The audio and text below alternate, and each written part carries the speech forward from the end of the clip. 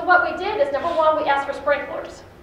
And our playground had a slope, so we put the sprinklers at the bottom of the playground and turned them on about that much.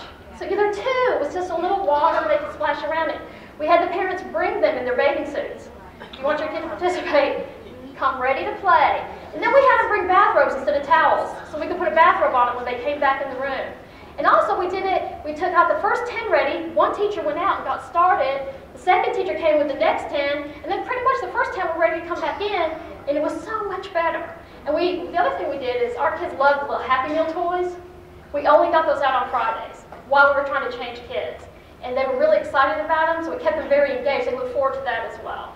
And so it went so much better, but what we had to do is we had to start from scratch and admit to ourselves, this activity is awful. And it was so much better, so much better. And again, we can do that with anything. We can do that with nap time. We can do that with meal times, potty times, anything, if you just put some thought into it. Let's look back at the classroom activities assessment and talk about what this teacher's doing and her activities. In the morning, her kids are arriving at school and they're playing with table toys. She has a few interesting things out, but they can also pick their favorite toys and come to the table in the beginning. And then after that, they clean up and transition to circle time. We're going to ask ourselves the questions on the list about these times. For the arrival time, is everybody having fun? Yeah, they like doing that. They like, there's some choice with it. They choose what they want to play with. That's going well. Does she have behavior problems? No. The kids do not have any behavior problems. Again, if they're the kind of kid that prefers to be very social in the morning, they can talk to their friends. If they want to be alone, they can play alone. So it goes really well.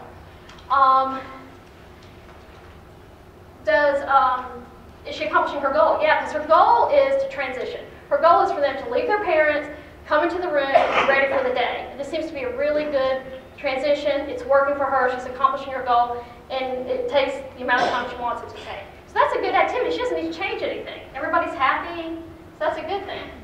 Cleanup is a little different from this time. She has some kids who do really well with it. Is it fun? It's pleasant. They know the routine. She helps them clean up. Most of them do pretty well. She has behaviors out of a couple kids who don't want to stop playing and transition to circle. So it's not perfect. Every day she can count on a couple kids being upset that it's time to clean up. Does she accomplish her goal? Yes. Does she get them cleaned up? And does it take longer than it should? No, she probably gets it done. So this is one of those medium activities. It doesn't go great, but it's okay. Then circle time.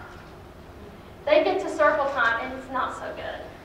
Her kids seem to talk a lot during circle time. They roll around. They poke each other. Whenever she tries to read a story, they say, I can't see, and then it's a big old mess. And by the end of circle time, she has 2 or 3 kids in timeout every day. Sound familiar? Yeah. That's no good. That's no good. And then she gets to thinking, too, maybe part of the reason I have a little bit of trouble during that transition, that cleanup to circle time, is because they don't want to go. So if I take care of circle time first, that may impact that transition as well. And so then she admits, okay, circle time, something else has to happen. What can I do differently? What are the problems with circle time, and what can I do to make it better? And she identifies some things. First of all, she identifies her goal. Because then you kind of think, why are we going to circle? What's the point? If the point is to have a group activity where kids learn to get along and be able to share space, we're not accomplishing that goal. So if that's our goal, we need to see how we can make that happen. And one way to do that is to shorten the time. Maybe we're just there too long. Maybe it's just that this class does well for 5 minutes. Maybe for a while, circle time should be 5 minutes. And then we'll see if we gain some skill and we can make it a little bit longer. So we're going to shorten it. We're also going to use a lot of visuals because our kids seem bored. Puppets, flannel boards. Maybe that's a better way to tell a story where everybody can see. And do role playing and that kind of thing. And we're going to stop doing road activities in circle. We're not going to point to shapes every day. We're not going to identify letters. We're not going to do those things about memorization because kids get bored and they misbehave. So she's going to try these things and see if they work.